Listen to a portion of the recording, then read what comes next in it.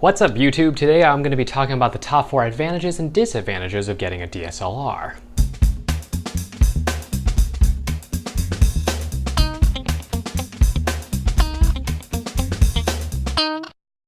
Welcome back to Info Mondays on the Asian Filmmaker. I am your host, Jason. Now, as a filmmaker, I ended up going with the DSLR. While there are some great advantages of going a DSLR, there are a couple disadvantages that you might need to think about before going this route, as a DSLR may not be for you. Let's start with the advantages. Number 1, the price. While last week I did say that $600 is quite a bit, but when you consider all the professional production cameras out there, $600 is really not that bad. Believe it or not, I was able to film this just with the camera straight out of the box. When you're able to get that kind of quality straight out of the box as opposed to the production cameras that cost thousands and thousands and thousands of dollars, $600 is really not that bad. Number 2, the size. The size of these cameras are very small and they keep getting smaller. Having this small form factor allows you to travel to any of your shoots in a very, very easy manner. You could technically just grab one of these backpacks, fill it up with your gear, and off you go. Number 3, low light capabilities.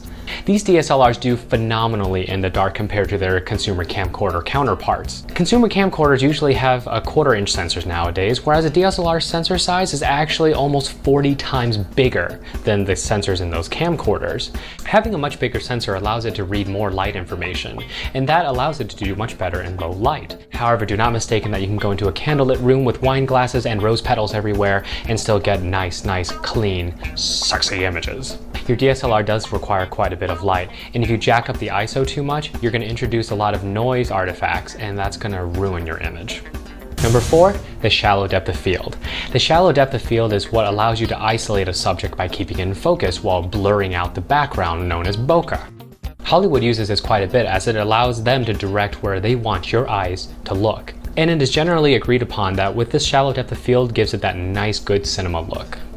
Now those are my top 4 reasons of why I decided to go with the DSLR. We'll get to the 4 negative reasons right after a word from my sponsors. Amazon Prime, providing you with fast 2-day shipping and over 40,000 TV movie titles streamed instantly at the palm of your hand. For less than $8.50 a month, you can enjoy the great convenience that many already do.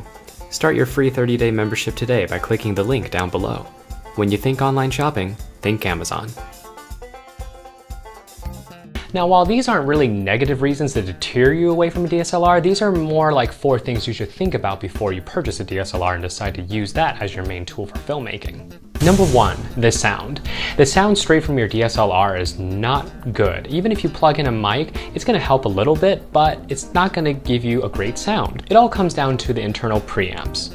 Right now, I am currently wearing a microphone that leads into one of these, known as a sound recorder or field recorder. The preamps in these are much better as it's able to amplify my voice without creating a whole lot of white noise. Now, what is white noise? Have a listen to what my camera's audio sounds like. And this is what my sound recorder sounds like. See the difference? Now, while it depends on the type of filmmaking you're doing, sound may not be the most important thing that you have to worry about. However, if you're going to be filming a whole lot of interviews, then you're probably going to want to invest in a sound recorder. Number 2, batteries. Batteries. These DSLRs were not meant to be filmmaking tools per se until Vincent Laforet came about and made his great film called Reverie. These were meant to be photography tools, rather they were just taking images. When you take constant images in the form of video, it's going to drain your batteries quite a bit. Now, the consumer camcorders have extended batteries that you can purchase that allow it to film almost up to 4 hours without breaking a sweat. DSLRs, on the other hand, if you're recording continuously, with a stock battery, you might only get about 45 minutes. Now, there are a couple ways around this. You can either get a battery grip, which is only about $20 or $30 that easily doubles the life of your battery, or you can go the more professional route, which is going to be one of these honking external batteries that can power your camera pretty much the whole day. However, they are going to cost you way over $500. So is there an in-between solution to all this? There actually is. I actually built my own external battery solution that gives me about the same recording time as a camcorder, but we'll cover that in another video. Number 3, stabilization. These cameras are so small, running around with a handheld seems like a great idea, until you realize that your footage looks something like this.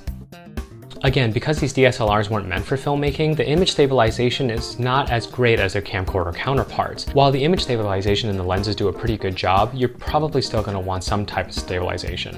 Now, there's quite a few solutions out there and each one serves its own purpose, but that's for another video. Number 4, additional accessories. There's going to be a time where you're going to outgrow the capabilities of your camera. And when that time comes, the first thing you're going to do is invest in lenses. Now, lenses are the knife to your butter. They're going to last you forever and it's going to still do the exact same job. There goes a saying that you should invest more money into your lenses than your actual camera body, and it is pretty much true. These lenses are going to last you forever if you take care of them. This lens I'm holding here right now is actually made from the 80s, and it still produces great image quality on my videos with a modern camera. And because these lenses can last forever, they tend to be way more than your camera body itself. Some of these lenses can go all the way up to $5,000. Alright, so let's recap.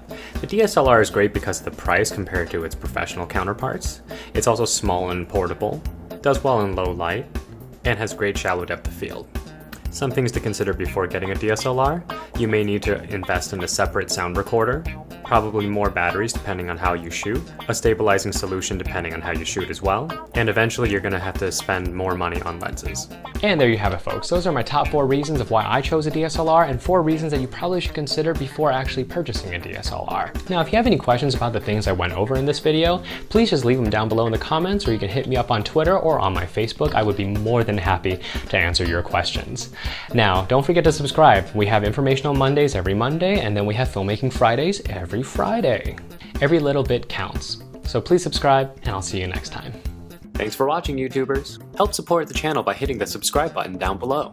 Visiting any links that I provide helps me create future content just for you.